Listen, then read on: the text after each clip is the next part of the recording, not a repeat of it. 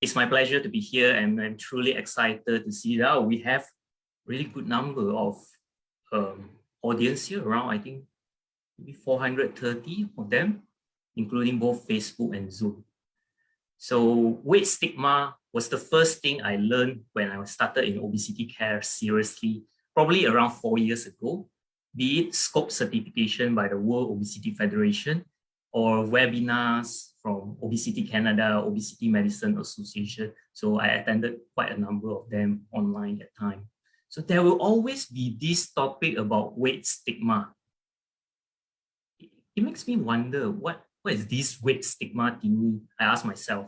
So what is the importance in knowing weight stigma that these experts keep repeating in their conferences and webinars? Therefore, I'm here today to share what I have learned throughout the years. But before I dive in about weight stigma, let's do some online activity through a Google Form survey. It's common knowledge that obesity is caused by positive energy balance.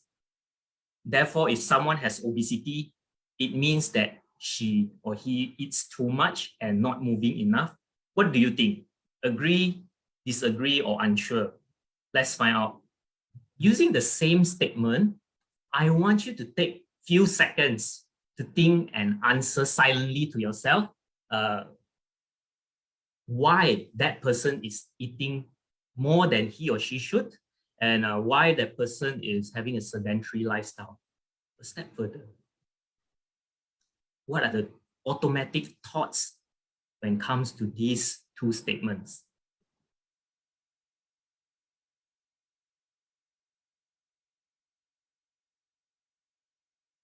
So must be quite lots of message in your echoing in your brain, your mind.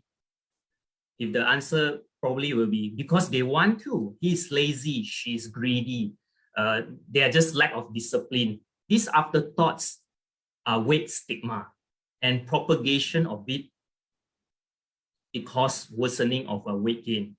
And a lot of associated obesity problems comes from these kind of thoughts. So if we have that negative perceptions, we are judging the patient's character because of a disease which is called obesity. Weight stigma is defined as social stereotypes and misconceptions about obesity. So because of a larger body size, stereotype, as I mentioned before in the previous slide, are imposed to the patients. And the effects of these stereotypes are teasing, bullying, victimization, harassment, discrimination among people living with obesity. Weight bias, on the other hand, is negative attitudes and views about people with obesity. Stigma is sort of what people think, but bias is some sort of tangible actions people can feel, can see, can hear, like body language, words, which have been used towards them. So we have the stereotype, weight stigma, and then the weight bias, where it's sort of like feeling have a tangible words, image, body languages. And weight stigma is prevalent in many settings. This has been researched before, like shaming, teasing, bullying among friends, colleagues, and family members. And in school setting, lower expectations from teachers, promotion and recruitment criteria based on BMI in certain jobs, or probably performance reports that have some marks for BMI, or some patient being denied medical procedures or insurance coverage because they have excessive weight. And finally, in mass media, there are negative portrayals of people living with obesity in news, entertainment industries, as we have seen now a lot and very much prevalent. Though we do not have Malaysian data, previous research in the United States showed that weight stigma is as high as 45% among people living with higher weights. Women and higher BMI are significantly associated with weight stigma. And then there's this one large study in Europe, North America, and Australia. Sample size, huge sample size, 14,000 patients living with obesity who are registered and engaged in weight management facilities, found that 40 to 50% of them experience some form of weight stigma. And shockingly, about 70% of weight stigma comes from family members like parents, siblings, and spouse. It is always the one closest to you that hurts you the most. This quote just echoed in my mind when I see the findings, so I thought it would be good to share with you. And I want you to reflect, is this study something that you have seen or you have done towards other people, or someone did it to you? The healthcare professional or healthcare professional to be are no better.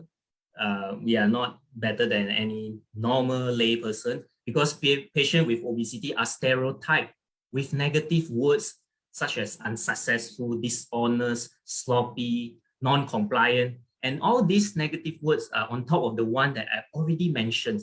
And this whole list just goes on and on.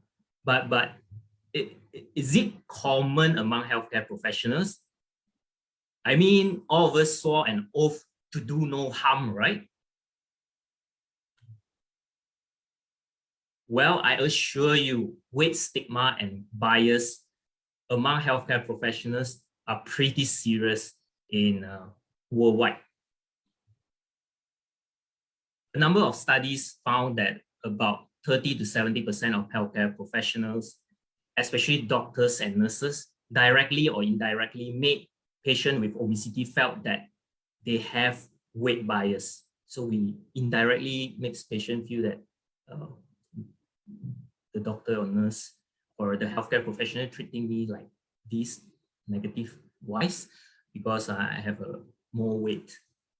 So, but in contrast, this study you see here, so congratulations to Dylan and also Prof. Alvin's mental health professional were the least weight biased healthcare professional as reported from this research. I think it's related to their trainings to be empathetic and understand the psychopathology of patient presenting symptoms as a disease rather than make up illnesses. So if patient shouting, scolding people who has a depression, anxiety, bipolar, they have the training to understand that these are symptoms.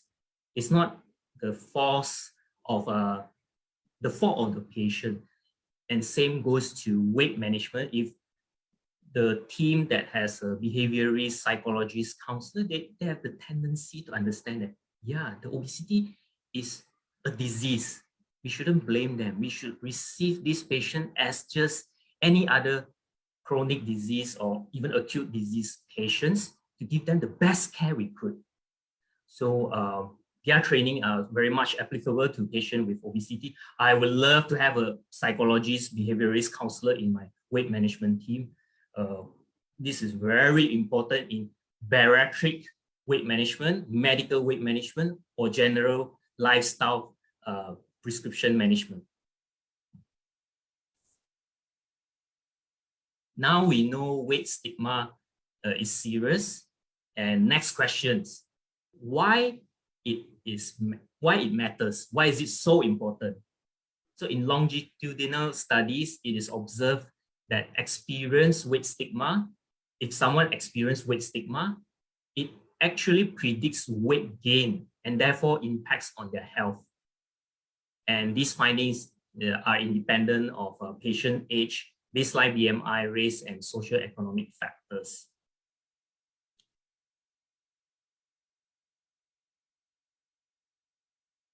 Weight stigma, weight bias is a tremendous psychological distress for the patient who actually feels it or faces it. For susceptible patient, weight stigma triggers maladaptive coping strategies and internalization of the weight stigma or weight bias. This in turn causes negative health behaviors like maladaptive eating behaviors, weight gain, poorer health or quality of life. So all these comes like in a circle. One steps led to another. Internalized weight bias is another important point to learn in obesity care. Just now I speak a lot of stigma bias, but there's another term called internalized weight bias, which is the second stage after the stereotype. In short, internalized weight bias means that whatever the external weight stigma, that stereotypes, they are being accepted as true by the patients, and then they blame themselves for it. There are three statements, progressive statement I'm going to share with you. I am fat, and he thinks I am lazy.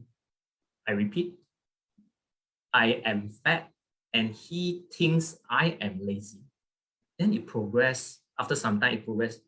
I am fat. Probably I'm lazy.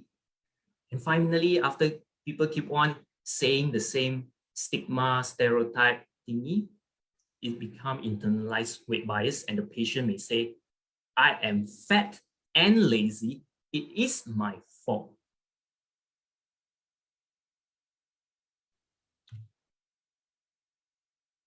In a well-supported patients or patient less susceptible to internalized weight bias, adaptive strategies are the prevalent adaptation style that patient practice, like self-acceptance, positive self-talks, and good emotional support. They have learned the skills like what Prof. Alvin said.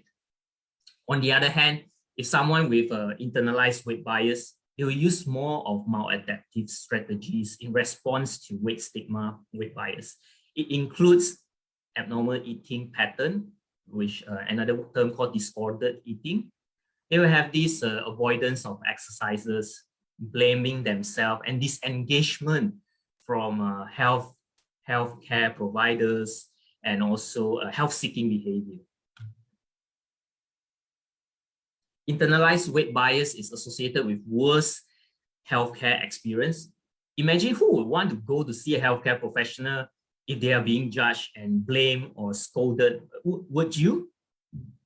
Therefore, a patient with obesity will avoid healthcare encounter, and then, of course, they will have poorer health. Less encounter of the healthcare facilities, less chance for screening, less chance for diagnosis, and less opportunity to get their health being treated. Even if there were healthcare encounters, they were provided at a lower quality, frequency, and respects. So numerous studies were in agreement with the findings we have discussed just now. As you have see here, less time in appointment, the discussion will be shortened, lesser intervention. So even the patient with obesity themselves will have a lesser trust in their provider. When less trust, less encounter, and less trust, keep on changing doctors, and probably they will not go to the appointment ever again. This beautiful flowchart just summarizes how weight stigma impacts health through additional weight gain. And with weight gain in people living with obesity, more stigma are imposed on them. Basically, it's a vicious cycle, repeating the process in a chronic fashion.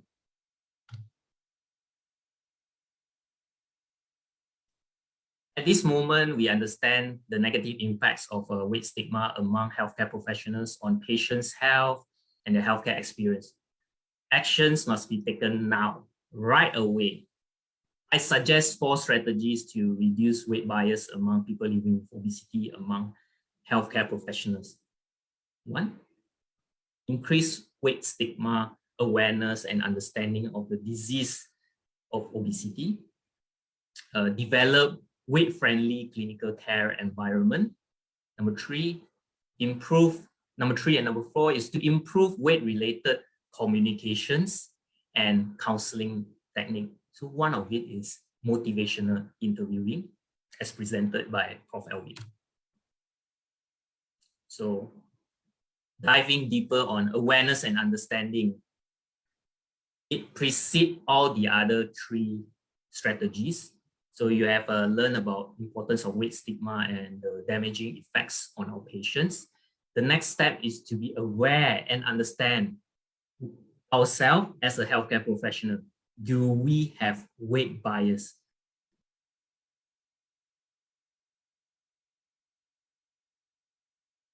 Do we have weight bias? Whether it's through our body language, the tone of voice, the speech. Did we propagate the weight stigma and bias against our patient living with obesity?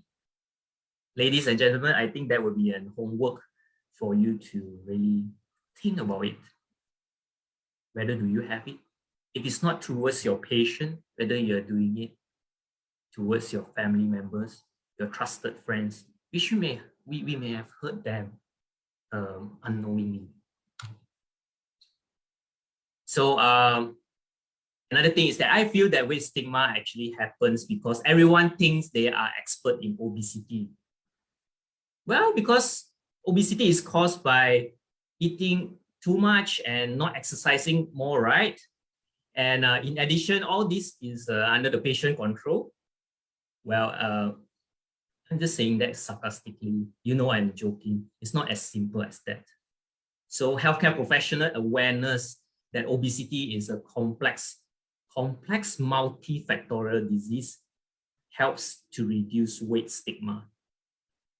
There are so many factors associated with development of obesity, like genetic, biological cause, underlying medical conditions, the medication that used to treat these conditions, obesogenic environments, and mental health disorders. The medication that used to treat them are some of the factors that propagates the problem of obesity, and their interaction between these factors also is quite serious and become more and more complex. If you search online, you type obesity is a complex disease, there's this spaghetti chart where all these lines round and round showing the interconnectability of each and every possible cause of obesity there.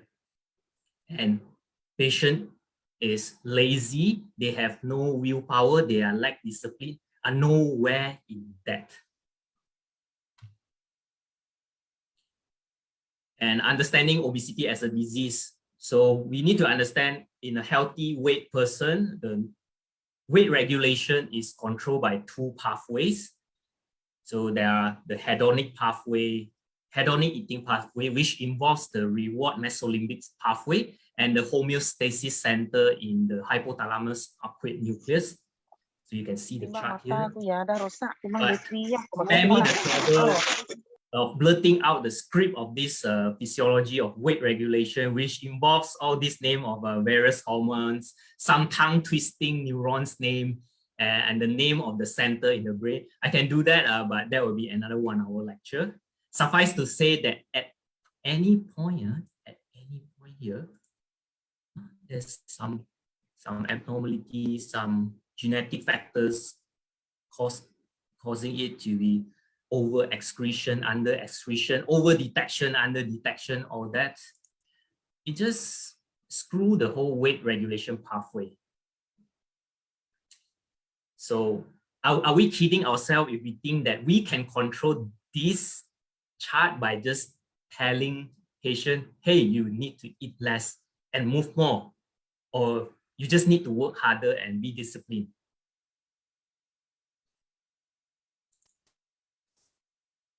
So understanding the complexity will help in the awareness, and then we will have that, okay, the empathy, the understanding, and the patient to listen to the people living with obesity to tell their story.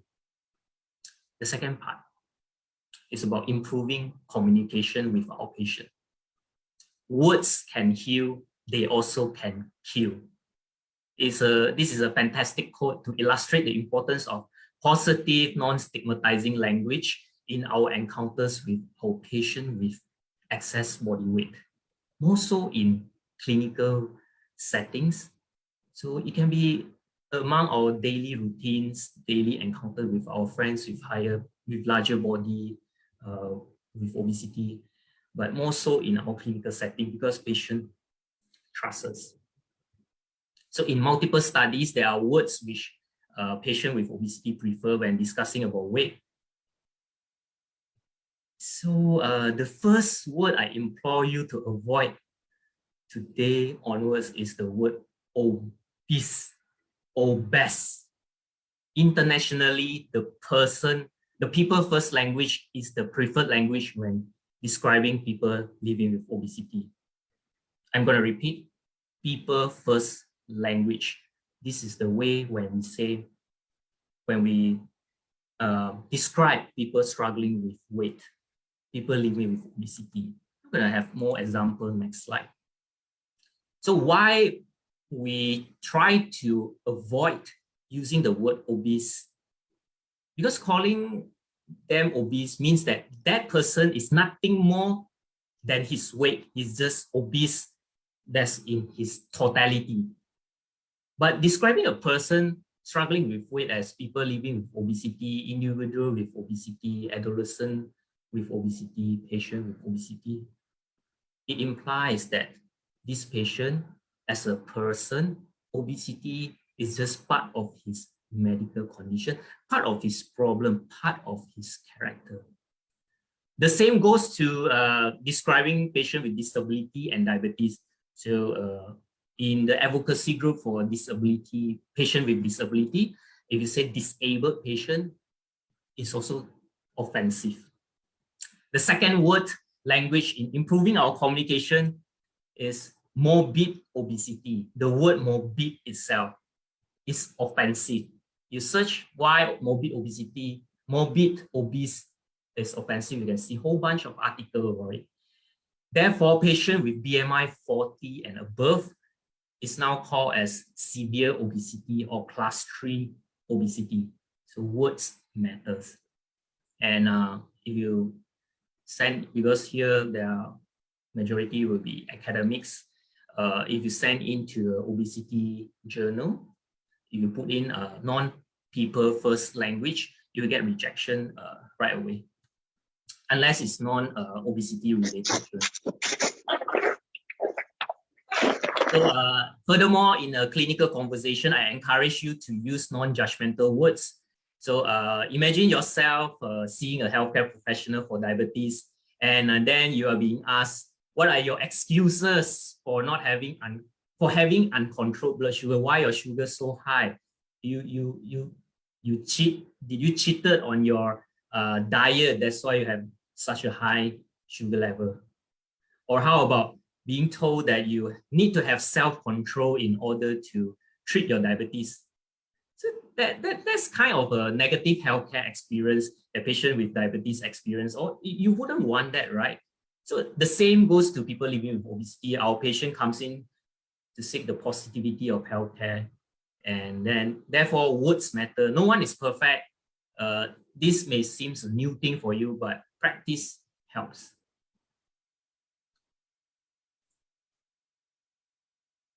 All right. So ladies and gentlemen, I just want to test how attentive you were just now. The last slide, there's something different. In the last slide about using non-judgmental words, like, do you realize any difference with the many slides before it? There's something particular about that slide just now that I want you to think about while we do some online question again. Imagine you are being tasked to design a brochure to promote your weight management program. So your clinic kesihatan ke, atau private hospital, or your whatever your clinic, you think you want to do some weight management program. Which picture will you use? Thank you so much for the participation at lovely crowd.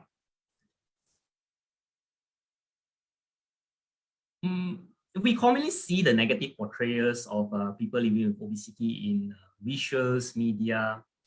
A picture focused on their body, their skin folds, neglecting there's actually a person there. Or a picture of a person with larger body relaxing on a couch or eating fast food, the food coming down his or her body. So the questions are, what's the purpose of such images? Is it to shame the bodies and actions of people struggling with weight. It's sort of like a body shaming. And wouldn't it actually propagates the weight stigma and weight gain vicious cycles I have mentioned before? Another type of pictures is the one that focus on patient body, their torso, their abdomen, with a measuring tape around there, or their feet on the scales showing the scale obesity.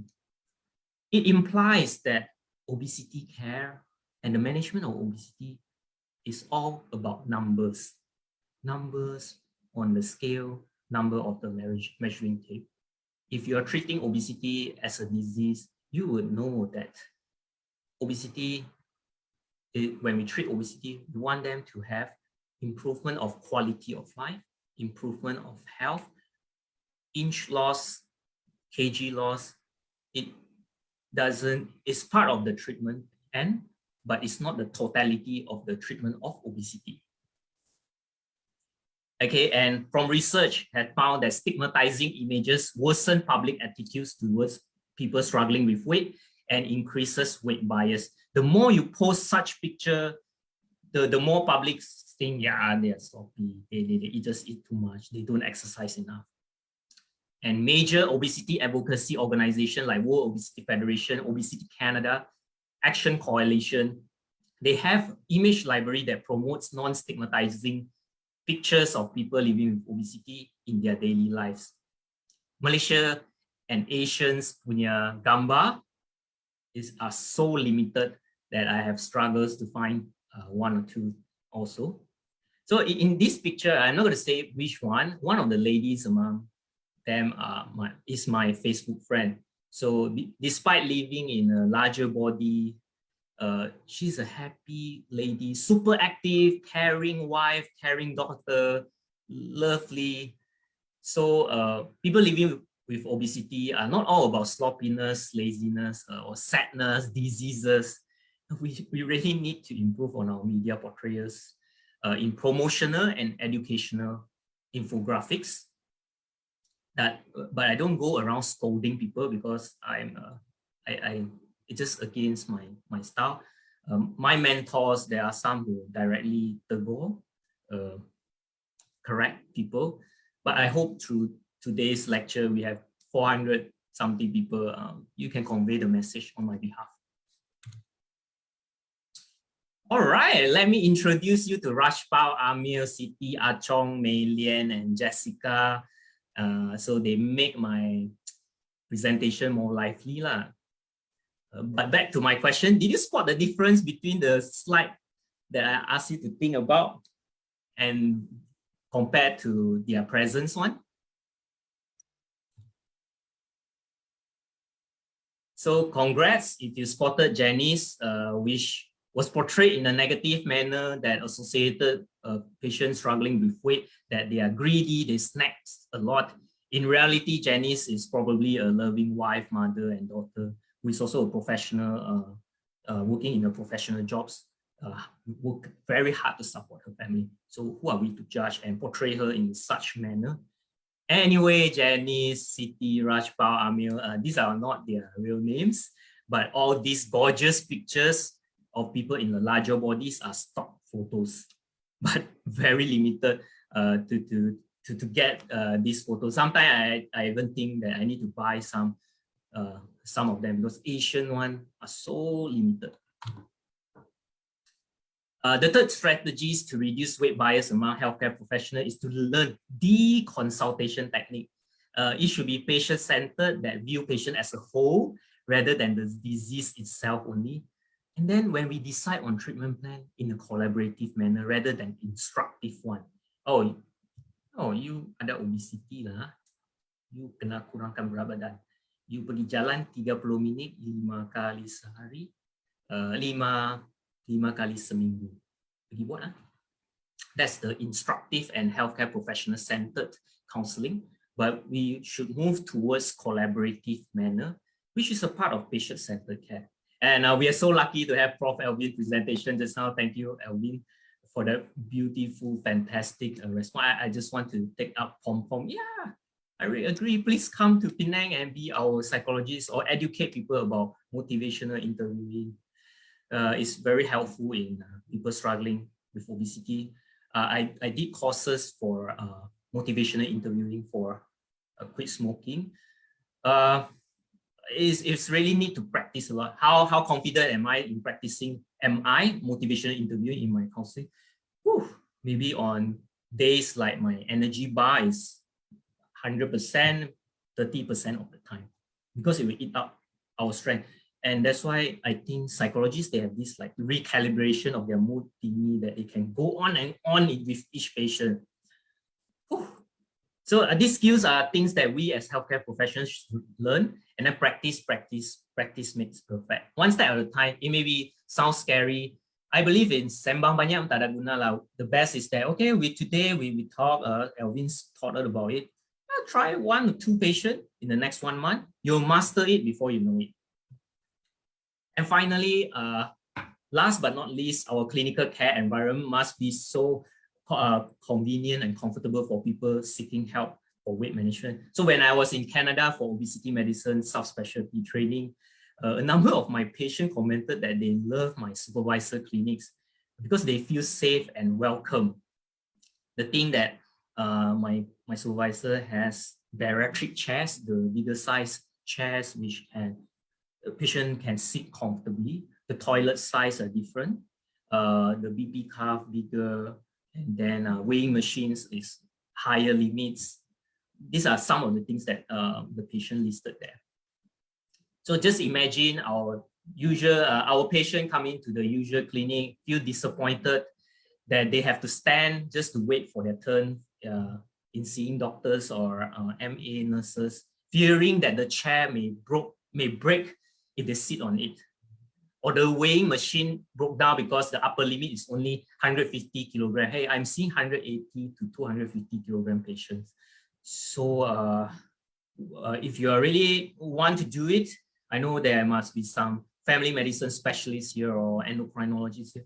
We need to have a proper equipment there. Just imagine patient go on the weighing scale and then it broke down, and then the healthcare staff in front there shouting, "Oh, machine lost ah, macam mana ni?"